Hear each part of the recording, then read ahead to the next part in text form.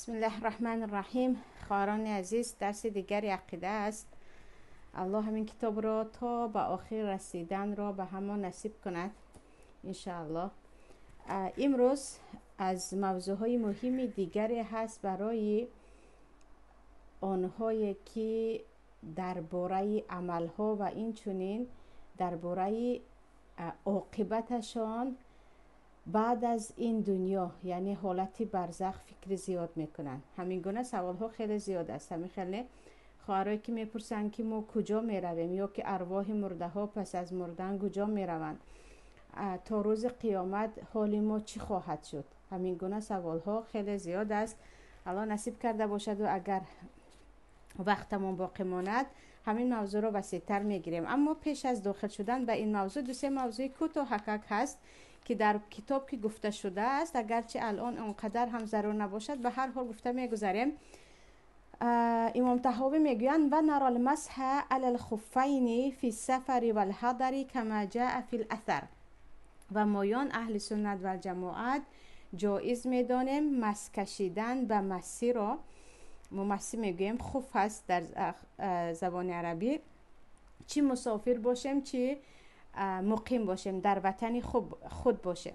چگونه که در آثار این چیز آمده است، یعنی از پیامبر صلی الله علیه و سلم در تمام کتاب های سنن وارد شده است که پیامبر صلی الله علیه و سلم در سفر برای مسافر 3 روز به مس کشیدن را به جای شستن پای اجازه داده بودند و برای آنهایی که مقیم هستند 1 شبانه روز را.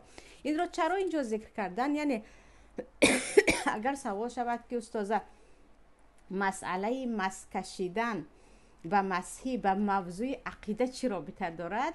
برای آنکه خواهران عزیز در مذهب شیعه ها تماما به مس کشیدن جایز نیست. آنها به پای لوچ مس کشیدن را جایز میدانند و از یکی از قرائت ها این آیتی وضو دلیل میگیرن، اما به مسی هیچ مس کشیدن رو جایز نمیدونن. برای اون که بگوین که ما خلاف شیعه ها هستیم، آنها جایز نمیدونن، اما ما احادیثی در بخاری و مسلم و دیگر کتاب های سته آمده رو قبول داریم. گویند همین موضوع رو به عقیده آوردن که ما چی هستیم، در این موضوع مثل شیعه ها نیستیم.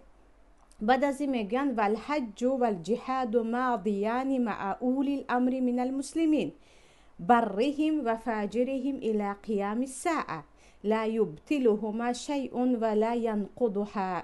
و میگویند و حج و جهاد هر دو اینها همراهی اولو الامر، یعنی امیرهای مسلمان ها تا روز قیامت باقی است. چی این امیرهای مسلمان نکوکار باشند، چی فاجر گناهکار باشند. وقتی تو امیر مسلمان داری که متاسفانه ما الان نداریم، یعنی مسلمان ها بعد از فرو پاشیدن تمام خلافت ها دیگر هیچ کس امیر ندارد. مایان در سرمان رئیس و پرزیدنت ها داریم که برای امیری دیده استاده، نه در دولت های تاجیکستان، نه در دولت های خلیج، نه دیگر دولت های مسلمان. اینها همان گونه که امیر مسلمان باید باشد نیستند. اما اگر همین گونه امیر باشد که او از قرآن و سنت عمل کند، امیر مسلمان باشد، اگرچه گناهکار باشد هم، یعنی در او گناه دیده شود اما حکم او از طریق شریعت باشد، در این وقت او میگوید بر جهاد برخیزید، باید مردها بر جهاد برخیزد. وقتی او همراه او میگوید به حج همراه من میروید، یا وقتی او در حج است و مثلا در پیش می ایستد، از عقیب و ایستاده نماز خواندن جایز است اگرچه گناهکار باشد. و هیچ چیز نه جهاد را نه حج را باطل نمی کند. یعنی جهاد و حج تا روز قیامت باقی است که می بینید که مسلمان ها چندین بار هم گفته بوده جهاد را ترک کردند و به چه حالت افتادند. بعد از این میگویند و نؤمن بملک الموت الموکلی بقبض ارواح العالمین. و ما ایمان داریم به ملک الموت، به فرشته مرگ که الله او را وظیفه دار ساخته است، او موکل است. یعنی وظیفه او این است که ارواح عالمیان را، یعنی ارواح انسان ها را بگیرد. اینجا چی میگویند؟ ما به فرشته مرگ ایمان داریم و فرشته مرگ ملک الموت است. عزرائیل برای نامش بودن میگن روایت ها ضعیف است، برای همین اینجا هم امام طحاوی که گفتن ملک الموت، فرشته مرگ. و خیلی که میدانید فرشته ها از بنده های الله هستند که الله آنها را به هر کار در هر جای وظیفه دار کرده است، مانند جبرائیل که وظیفه دار بود برای رسانیدن وحی به پیامبران، یا اسرافیل که برای دمیدن سور در روز قیامت او وظیفه دار است، یا که میکائیل، یا که همین ملک الموت. ملک الموت خواهران عزیز از فرشته های هست که الله او را وظیفه دار کرده است تا جان مؤمنان را بگیرد و همراه او دیگر فرشته ها هم هست، اما اساسی سردار این کار یا گفتیم وظیفه گرفتن جان بر دوش ملک الموت است. و الله میگوید قل یتوفاکم ملک الموت الذی وکل بکم ثم الی ربکم ترجعون. و آنها بگو شما را میمیراند همان فرشته مرگ که او وظیفه دار شده است بالای شما تا که این کار را بکند. او وکیل است، یعنی عهده‌داری این کار بر دوش اوست. سپس شما به نزد پروردگارتان برمیگردید. در آیت دیگر میگوید حتی اذا جاء احدکم الموت توفته رسلنا و هم لا یفرطون. وقتی مرگ کسی از شما آمد شما را میمیراند فرشته های ما. اینجا یگانه ملک الموت نبود، دیگر فرشته ها را هم گفت که چه خیلی گفتم همراه انشاءالله کمی بعد میخوانیم ملک الموت دیگر فرشته ها هم هستند که برای گرفتن جان مؤمنان ببخشید جان آدمیان وظیفه دار هستند و آنها اصلا در این کار کوتاهی نمیکنند. اگرچه گرفتن روح یا مردن یک نفر خواهران عزیز این عمل چی است؟ زنده میکند و میمیراند. هو الذی امات و احیا، الله هست که هم میمیراند و زنده میکند، اما الله بعضی فرشته ها را به این کار چی کرده است؟ وظیفه دار کرده است. اکنون همینجا الله میگوید که روح شما را ملک الموت میگیرد. درباره روح چه خیل چیز است؟ روح انسان چه خیل چیز است تا همین روز با این همه پیشروی طب، با این همه شلوغ و داد و فغان که ما چقدر پیش رفته ایستاده ایم، آدمیزاد دارد همه جا رو کشف میکند و دنیا میسازد و چیزی دیگر، یگان نفر همون روحی که در وقت خواب مقدار کلن مقدار از انسان میبراید بدن داخل میشود، در وقت مرگ از انسان کاملا جدا شده می رود. یگان کس کاملا درباره روح چیزی پیدا نکرده است. یعنی روح انسانیت که در من و شما هست چی هست؟ از مخلوقات هست که چون روح هم مخلوق است، الله آن را آفریده است.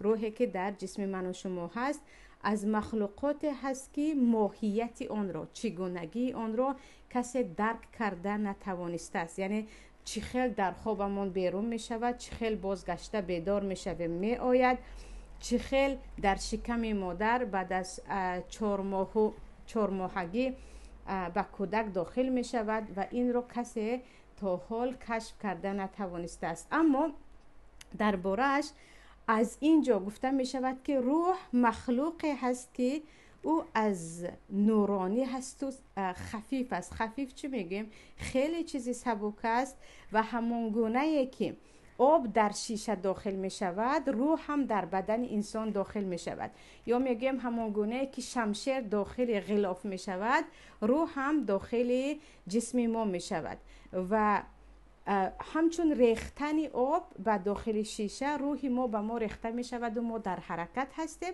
وقتی کلن این روح از ما گرفته شد ما چی می شویم؟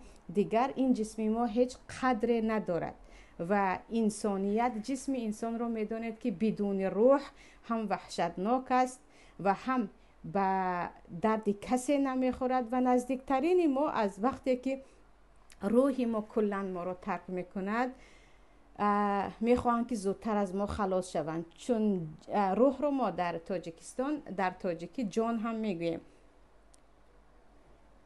چون وقتی روح از بدن رفت دیگر این جسم چی میشود؟ قدر خود را از دست می‌دهد و قوت روح، خواهران عزیز، قوت روح شما شخصیت شما رو قوی میکند. همون روحی که در بدن شما داخل میشود و بیرون میشود، غذای آن همیشه چه است؟ ذکر الله هست و پایبند شدن به پروردگارش. چون روح مثل جسم از خاک ساخته شده نیست. جسم ما که از خاک ساخته شده است، مایان جسم ما از آن چیزی که از خاک میروید از آن غذا میگیرد. هر چی میخوریم از خاک میروید، همین گونه نیست؟ اما جسمی که آن از ببخشید روحی که خودش مخلوق آسمانی هست و او اساسا از وحی الله غذا میخورد، یعنی همون گونه که همون جسم خاکی خود را ما با غذا سر میکنیم، همون روحی که اساسی چی هست؟ حیات ما هست، باید سر کنیم. برای همین چی میگیم؟ روحش آشفته هست، روح افتاده است، روحش بیمار است یا روانی. آنهایی که روحشان سالم نیست دیگر در جسمشان هم کارهای عموما بیجا دیده می شود. و روح را چی گفتیم؟ از مخلوقات لطیف الله هست که همان گونه که آب در شیشه ریخته می شود در جسم انسانیت ریخته شده است و وقتی که مرگ انسان می آید همان روح با واسطه ملک الموت یا فرشته مرگ از ما جدا می شود و دیگر جسم ما زیر خاک و روح حیات خود را دوام می دهد. یعنی روح مثل جسم همیشه خاک شدنی و نابود شدنی نیست.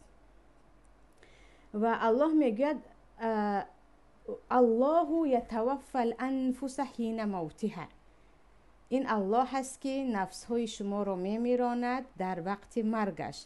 در آیت دیگر ولو تری اذ الظالمون فی غمرات الموت والملائکه باسطوا ایدیهم اخرجوا انفسهم. وقتی میبینی که ظالمان در وقت سکرات موت در حالتی هستند که فرشته ها آنها را، یعنی روح آنها را به بیرون میبرند. فرشته ها روح آنها را به گفته ما مردمی کشاله کنان به بیرون میبرند. و در وقت خواب هم که دربارش حدیث هم هست، الله چی میگه؟ هو الذی یتوفاکم باللیل و یعلم ما جرحتم بالنهار ثم یبعثکم فیه. همان ذات، یعنی الله هست که شبها شما رو میمیراند. یعنی خواب هم چی است؟ از برادر مرگ است که وقتی ما خواب میکنیم کلا نیو مقدار روح ما رو ترک میکند که دیگر جسم همان گونه که باید کار کند کار نمیکند، نه عقل ما نه یگان عضو بدن ما. و مرگ هم چی است؟ یکی ببخشید خواب هم نزدیک به مرگ است، اما در مرگ کل روح بیرون شود، در خواب این گونه نیست. و پیامبر صلی الله علیه و سلم میگویند، حدیث در مسلم است، این الروح اذا قبض تبعه البصر. وقتی روح شما گرفته می شود چشم آن را از پی آن می رود. یعنی وقتی که انسان در وقت سکرات الموت، اللهم هون علینا سکرات الموت، باید همیشه دعا کنیم خواهران عزیز که پروردگار برای ما سکرات موت را آسان کند. و گفتن آسان است و اصلا این چیز آسان نیست که حتی پیامبر صلی الله علیه و سلم این للموت سکرات گویان درد کشیده بودند. پیامبر میگویند صلی الله علیه و سلم وقتی روح گرفته می شود چشم آن را چی میکند؟ از پی آن می رود. یعنی روح را چشم شما میبیند. برای همین بعضی علما میگویند به جسم تو مانند و چیزی مهین است که چشم تو چگونه روحت از تنت جدا شده رفته ایستاده است چی میشود؟ دیده میتواند.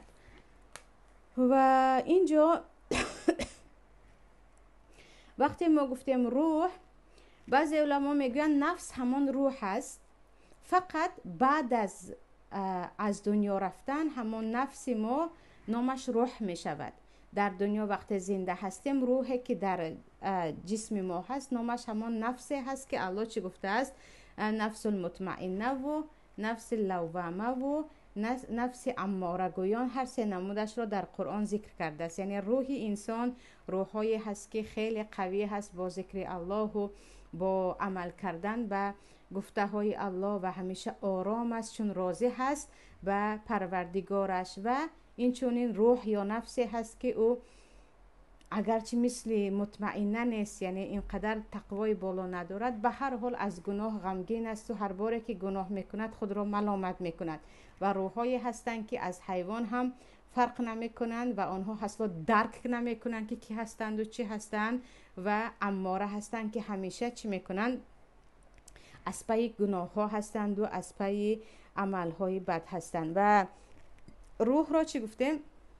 یکی از نامهایش نفس هم هست، اگر او در حیات در داخل من شما باشد، اما وقتی خارج از بدن شد دیگر او را میگوییم روح. بعد از این درباره مرگ روح مثل جسم خیلی گفتیم نمیمیرد. و موضوع دیگر رو شروع میکنند، میگویند و نؤمن بعذاب القبر لمن كان له أهلا و سؤال منکر و نکیر في قبره عن ربه و دینه و نبیه على ما جاء به الأخبار عن الرسول الله صلى الله عليه وسلم وعن الصحابة رضوان الله عليهم والقبر روضة من رياض الجنة أو حفرة من حفر النيران. و ما مؤمنان ایمان داریم به عذاب قبر، هر کسی که اهل آن باشد، یعنی هر کسی که لایق عذاب کشیدن باشد. و ما ایمان داریم به دو فرشته منکر و نکیر که آنها در قبر میپرسند انسانهای مرده را از پروردگارشان، از دینشان، از پیامبرشان که آن پیامبر به چی آمده بود. و ما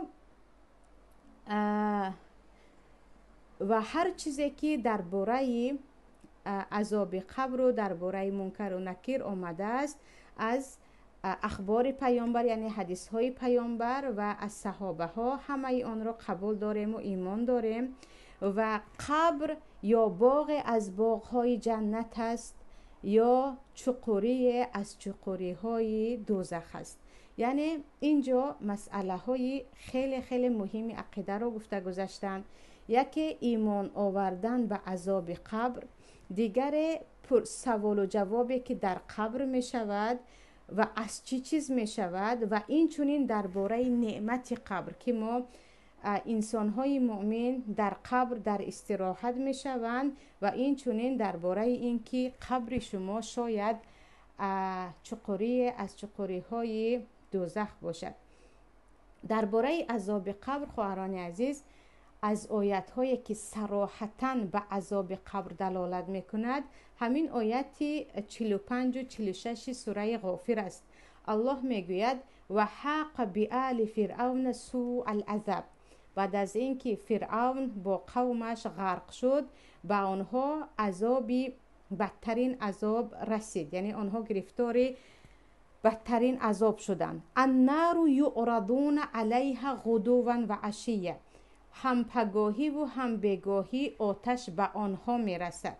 و یوم تقوم الساعه ادخلوا آل فرعون اشد العذاب، وقتی که قیامت برپا می شود این آل فرعون را، یعنی پیروان فرعون را به بدترین عذاب داخل کرده می شود. الله چی گفت؟ حاضر، یعنی پس از مرگشان فرعون و پیروانش الکی الان صبح و شام به آنها آتش می رسد، یعنی آنها در سوزش هستند و از این هم آتش بدترین را روز قیامت آنها داخل می شوند. همین آیت صراحتاً دلالت می کند که الکی فرعون تباران و امثال آنها از قبرشان آتش و سوختن آنها چی می شود؟ شروع می شود و روز قیامت از این هم بدترش آنها را انتظار است. و در آیت دیگر در آیت سوره تور الله میگوید و ان للذین ظلموا عذابا دون ذلك ولكن اکثرهم لا یعلمون. و برای ظالمان عذابی هست به جز آن عذاب که اما اکثری آنها نمیدانند که به جز آن عذاب را اکثریت میگویند این به جز عذاب جهنم همان عذاب قبر است.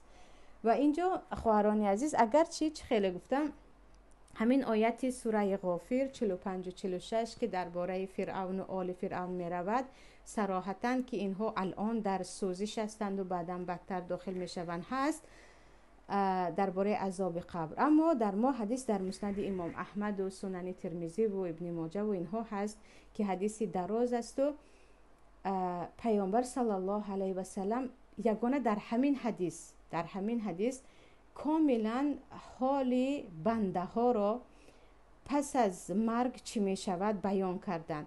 برای اینکه پیشتر هم گفته بودیم الله نصیب کند باز این موضوع می آید که عالم برزخ یعنی حیات قبر که پس از مرگ ما را انتظار است که مدت آن مثل دنیا 70 سال و 80 سال و 90 سال نیست. خواهران عزیز، عالم برزخ مثلا از مرگ پیامبر تا امروز قریب 1450 سال گذشت گفتیم، مثلا قریب 1.5 عصر. همه آنها در قبرن، از آن پیشتر هم، یعنی عالم برزخ مدت خیلی طولانی دارد و در باره آن عالم آنقدر برای ما زیاد معلومات نیست. اما همین حدیث که الان انشاءالله قطعیش می رویم یا شناس می شوید خیلی به گمان من کاملا همین موضوع را بیان کرده است. از برای ابن عازب روایت است که میگویند ما در جنازه در بقیع بودیم، یعنی در همون قبرستان مشهور مدینه، و پیامبر به نزد ما آمدند و ما اطراف پیامبر نشستیم و گویا که در بالای سرمان پرنده باشد کسی نمی جنبید، یعنی همه با چی؟ با کاملا رعایت سکوت به پیامبر گوش فرا داده بودیم. و در این وقت برای جنازه لحد میکفتن، یعنی گور میکفتن که گور میدونه لحد کمی از گوری عادی فرق میکنند، یک چقری با یک چقری دیگر در پهلویش است میکفتن. و پیامبر صلی الله علیه و سلم گفتند اعوذ بالله من عذاب القبر 3 مرات. من پناه میبرم به پروردگار از عذاب قبر. پیامبر این را گفتند، یعنی سبحان الله، پیامبر با پیامبری لیغفر لك الله ما تقدم من ذنبك و ما تأخر و یتم نعمته علیک. الله میگوید تمام گناههای پیشتره و آینده تو را الله بخشیده است و نعمتهایش را برای تو پره کرده است. و پیامبر باز میگویند پروردگار من به تو از عذاب قبر پناه میبرم. که وای بر حال آنهایی که قبر را فراموش کردند و گمان کردند که آنها به قبر داخل نمیشوند و دنیا همان گونه که هست باقی میماند. پیامبر 3 بار اعوذ بالله من عذاب القبر گفتند. سپس گفتند وقتی بنده مومن از دنیا رفتنی می شود و او روبروی آخرت می شود، به نزد او ملائکه، یک فرشته نه، یک چند فرشته می فرایند، یک چند فرشته به نزد او می آیند که ان علی وجوههم شمس، گویا که چهره های آنها آفتاب باشد، یعنی فرشته های درخشان زیبایی که هیچ ترسی از آنها نیست. معهم کفن من اکفان الجنه، در دست آنها کفنی هست از کفنهای جنت، یعنی پارچه لطه از پارچه های جنت. و حنوت من حنوت الجنه، و آن پارچه عطر کرده شده است، خوشبوی کرده شده است از عطرهای جنت. فجلسوا منهم مد البصر، و به درازی بصر یا نگاه در اطراف او می نشینند. ثم یجیء ملک الموت، سپس بعد از این فرشته مرگ، همانی که او چی هست وظیفه‌دار گرفتن جان است، او می آید. حتی یجلس عند رأسی، تا اینکه در نزد سر او می نشیند. فیقول، و می گوید ایتها النفس الطیبه، ای روحی پاکیزه، اخرجی الی مغفرت من الله و رضوان.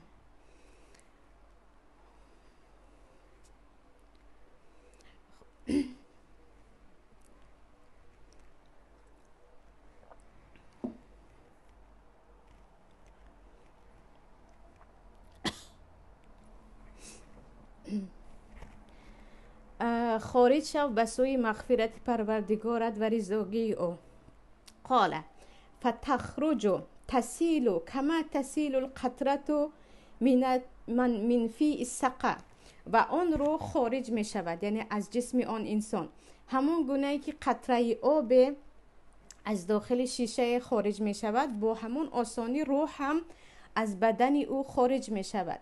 فیأخذها، سپس این روح را، یعنی روحی که از جسم برآمد، در کفن می پیچانند. فاذا اخذها لم یدعها فی یده طرفة عین، وقتی روحی او را می گیرند و به کفن می مانند،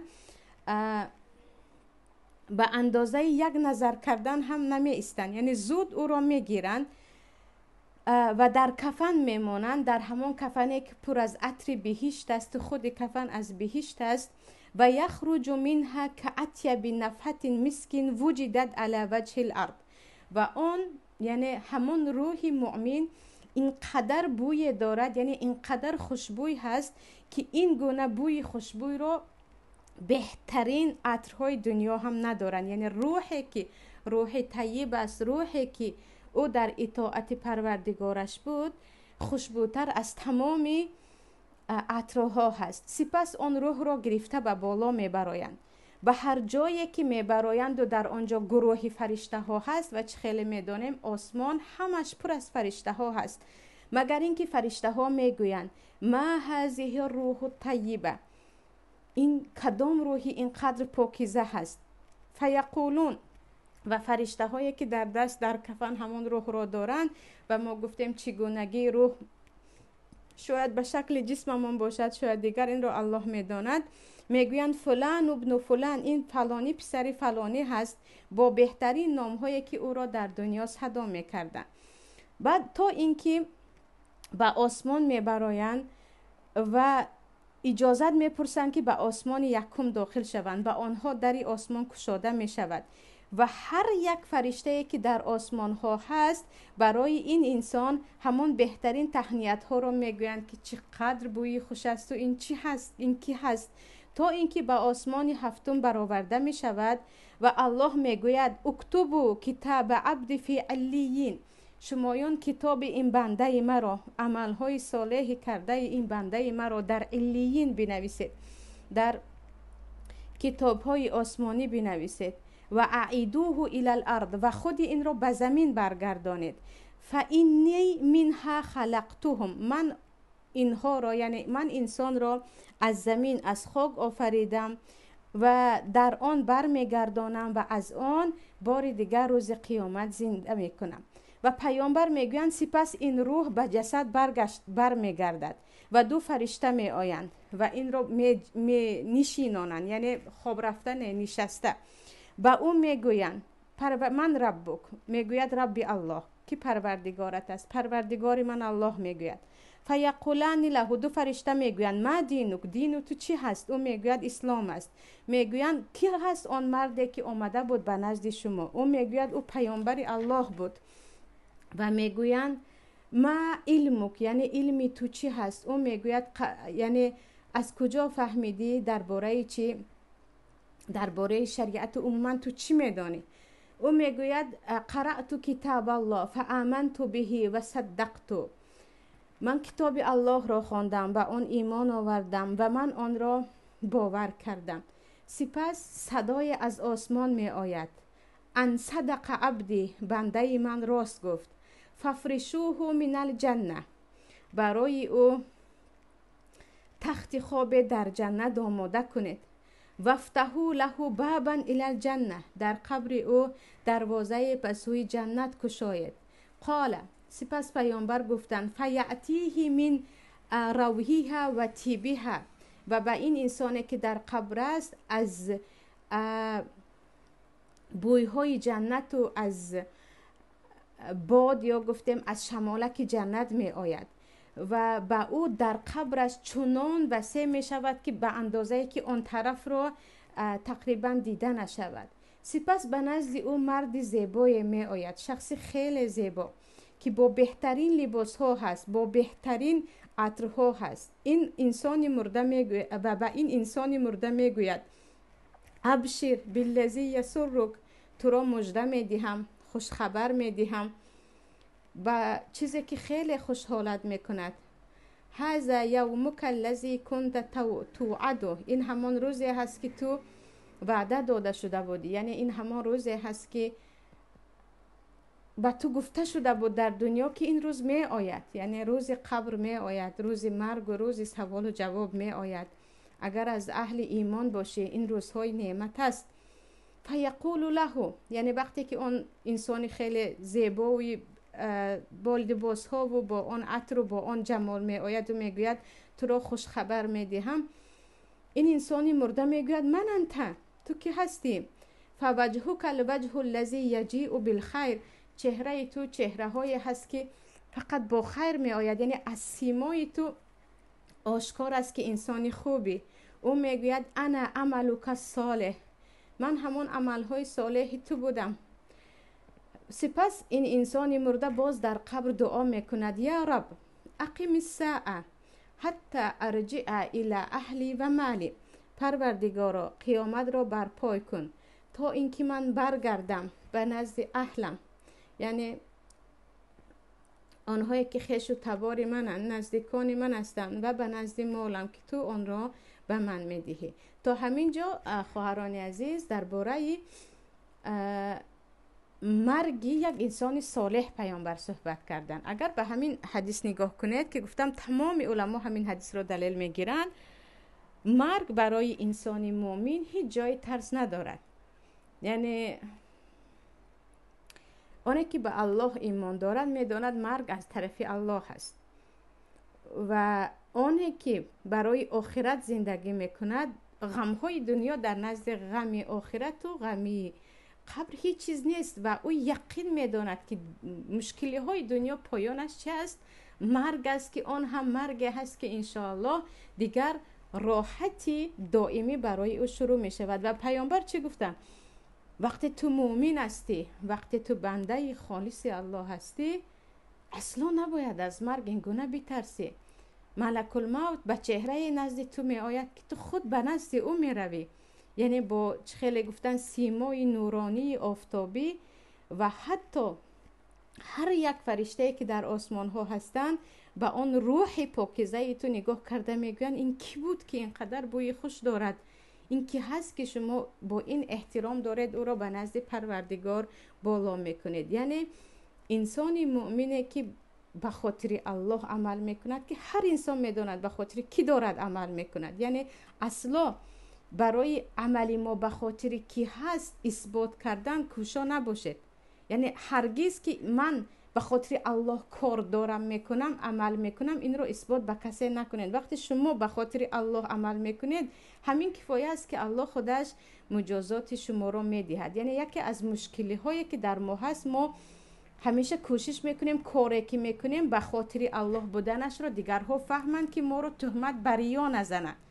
بگذار آنی که تهمت بریا میزند بزند، اینجا بین من و بین پروردگار است که من برای کی چه کارو دارم میکنم.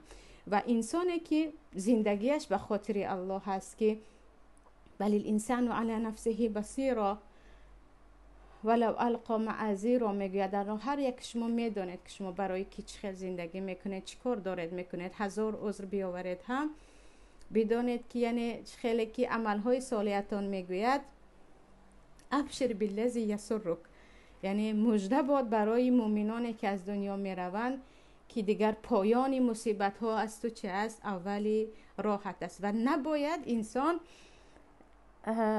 از مرگ و از دهشت فرشته ها انسان مؤمن این گونه یعنی خوف داشته باشد که پیش از مرگش همیشه ترس داشته باشد که الهی من نمیرم. وقتی که تو مؤمنانه زندگی کردی یقین داشته باش که وعده پیامبر است که تو در قبر در استراحت هستی. اما عکس این است که پیامبر میگویند، یعنی در همون جنازه این صحبت پیامبر بود که در یکی از جنازه ها چه خیلی گفتیم از برای ابن عازب است که این خطبه رو خوانده بودن، یعنی این خبر رو داده بودن. برعکس این میگن وقتی بنده کافر در وقت رفتن از دنیا هست و همون لحظه که او باید جان بدهد، فرشته های از آسمان میفرایند که چهره هایشون خیلی سیاه است و همراهی آنها کفنی خوشرو از جنت نه و پارچه موین است، یعنی پارچه سیاهی پشمین است که خیلی میبینی میترسی از شکلش. و در نزد او می نشینند. سپس ملک الموت، همان فرشته مرگ می آید و در نزد او می نشیند و می گوید ایتها النفس الخبیثه، ای روحی پلید خبیث، اخرجی الی سخط من الله و غضب، بیرون شو به غضب پروردگارت. و همان گونه و آن روح میگویند پیامبر تتفرق فی جسده، از ترس وقتی آن فرشته های سیاه رو، یعنی اگر الله خواهد فرشته ها هم شکلشان چی می شود دیگر می شود و فرشته های دهشتبار هم هستند که از دیدنشان می ترسید و آن روح در جسم همان انسانی کافر وقتی آن از صورت فرشته ها رو میبیند از ترس میگویند در هر جای بدن رس میشود، یعنی خارج شدن نمیخواهد، بیرون شدن نمیخواهد. و همون گونه ای که از یک مثلا سیم خارپیچان، یعنی سیم هایی که خار دارند دو تر هم هستند، موی های چسبیده رو یک تا به عذاب میگیرند، همین گونه فرشته جانی آن را از بدنش به عذاب بیرون میکند. سپس یگان لحظه نمیماند که آن روح را در همان پارچه بیزه سیاهی پر از موی می اندازند و گرفته به بالا می برایند. وقتی به بالا برآمدن می گیرند، فرشته هایی که در هر جای آسمان هستند می گویند این روح خبیث از آن کیست؟ یعنی این روح پلید از آن کیست که او دیگر از شکل فرشته ها و از همون کفن سیاهش معلوم است. فرشته ها میگویند فلان ابن فلان، اون فرزند فلانی است با بدترین نامهایش، تا اینکه میروند و آسمان را تق تق میکنند، اجازه داخل میکنند که اجازه نمیشود، میگوید این را به آسمان داخل نکنین پلید را. سپس پیامبر این آیت را میخوانند لا تفتح لهم ابواب السماء ولا يدخلون الجنه حتى یلج الجمل من سم الخیاط. آنهایی که کافر هستند، سوره اعراف از آیت 40، برای آنها درهای آسمان گشوده نمی شود وقتی که روحشان بیرون می شود و آنها به داخل جنت هم نمی شوند مگر اینکه شتر را تو از شکافی سوزن گذرانی، یعنی همان گونه که یک شتر کلان را از شکافی سوزن گذرانیدن محال است، داخل شدن اینها هم به جنت و گشاده شدن درهای آسمان برای روح اینها چی است؟ محال است. سپس الله میگوید کتاب این را در سجین بنویسید، در پایان ترین با هایش در آخرین قبط زمین و روح این را پرتافته می شود به پایان. بعد از این روحش به جسمش بر می گردد و دو فرشته می آیند، باز می نشینانند و به او می گویند پروردگارت که هیچ چیز گفته نمی تواند. می گویند همان مردی که به سوی شما آمده بود کی بود؟ هیچ چیز گفته نمی تواند. یعنی نه پیامبر من الله ببخشید پیامبر من محمد صلی الله علیه و سلم میگوید و نه پروردگارم الله. سپس از آسمان صدای می آید که این دروغ گفت و برای او تخت از تخت‌های آتش را آماده کنید و با او در قبرش در از درهای دوزخ را باز کنید و از همان دروازه‌ای که به قبر او گشاده می شود زهر و گرمی و عذاب جهنم به او آمدن می گیرد و به او قبرش هم تنگ می شود، حتی که می گویند استخوان‌هایش شکسته می شود. و یک مردی زشت چهره که خیلی چهره زشت و قبیح دارد می آید با لباس‌های خیلی زشت و با بدترین بو، یعنی بدبوی هم هست و می گوید تو را مژده می دهم به اون چیزی که تو را غمگین می کند. این همون روزی هست که به تو وعده داده شده بود و می گوید تو کی هستی که چهره تو از خوبی خبر نمی دهد؟ او می گوید من همون عملهای خبیث تو هستم، عملهای پلید تو هستم و می گوید رب لا تقیم الساعه. این انسانی مرده چی می گوید؟ پروردگار روز قیامت رو برپا نکن، اگر این عذاب قبر این گونه باشد آن عذاب جهنم چگونه باشد. یعنی انسان مومن با آن همه نعمتی که در قبرش هست دعا میکند که پروردگار از این هم نعمتهای بالا چه است، انتظار من است و مرا زودتر به قیامت را برپای کن و برگردان. انسان کافر آن عذاب را دیده میگوید پروردگار من نمیخواهم قیامت شود. با همین لفظ احادیث خواهران عزیز هم در بخاری و هم در مسلم هستند که مثلا از تو پرسیده می شود و از عملت، از پیامبرت، ببخشید از پروردگارت، از کتابت، از پیامبرت، اما درباره این با همان نموده که الان خواندیم، یعنی یک قصه دور و دراز در دیگر حدیث ها نیست. و فقط همین را باید بدانیم که یعنی عذاب قبر و نعمت قبر در حدیث آمده است و ثابت است و مؤمن باید برای این آماده باشد و فرزندان خود را هم. یعنی زیاد بچه ها از قبر میترسند، آره، اما همه از قبر میترسند. از قبر ترسیدن طبیعی هست، اما ناامیدی از الله این چه است؟ قدم به کفر است. در خاطرم هست پسرچه من یحیی شاید 7 ساله بود یا 8 ساله بود، بوره در نزدم نشسته پرسیده بود که چه خیل می شود وقتی فرشته ها می آیند و ما رو می برند؟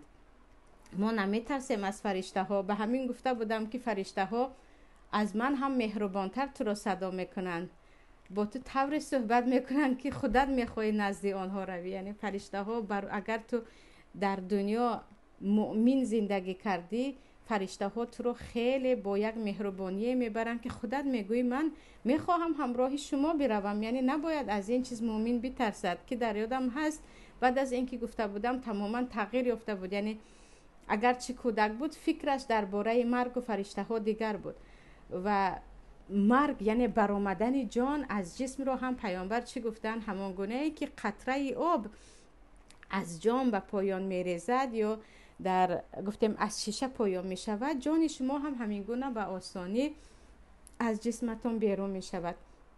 اما برای این باید عمل کرد. برای این گونه مرگ زیبا مردن و زیبا داخل جنت شدن هم باید عمل کرد. تا کجا ما برای همان روز آماده میبینیم؟ تا کجا به الله پناه میبریم؟ تا کجا وقتی گناه میکنیم این گناه من در قبر و در قیامت سوال و جواب دارد؟ یا عمل صالح میکنیم، پروردگار را شاید به خاطر همین عملم گناههای من را ببخش گویان خالصانه میکنیم، به خود باید برگردیم. برای آن که هرچی هست امروز خواهران عزیز، هرچی هست و خود بنده هم شاهدم، شما هم شاهد هستید، در ما در زبان هست و در عمل نیست. کم میبینی آنه که از ترس مرگ گناه را ترک کند، از ترس عذاب قبر گناه را ترک کند، به خاطر قبر و به خاطر آخرت دست به عملهای ثواب دهد. یعنی حتی کارهای ثوابمون هم به خاطر دنیا شده است، به گناه دست زدنمون هم دیگر گویا که ما پروا نداریم از قبر و از آخرت. و بعد از این شروع می شود این که آیا همه انسان ها در قبرشان باغ از باغهای جنت است یا انسان هایی هستند که آنها جایشان دیگر هست، کارشان دیگر هست، مثل شهید ها که آنها راست در داخل پرنده های سبز خوشرو جنت می شوند. انشاءالله درباره احوال ارواح بنده ها در عالم برزخ که خیلی این هم تقسیم می شود. صحت و سلامت باشه. درس دیگر انشاءالله دوام می دهیم.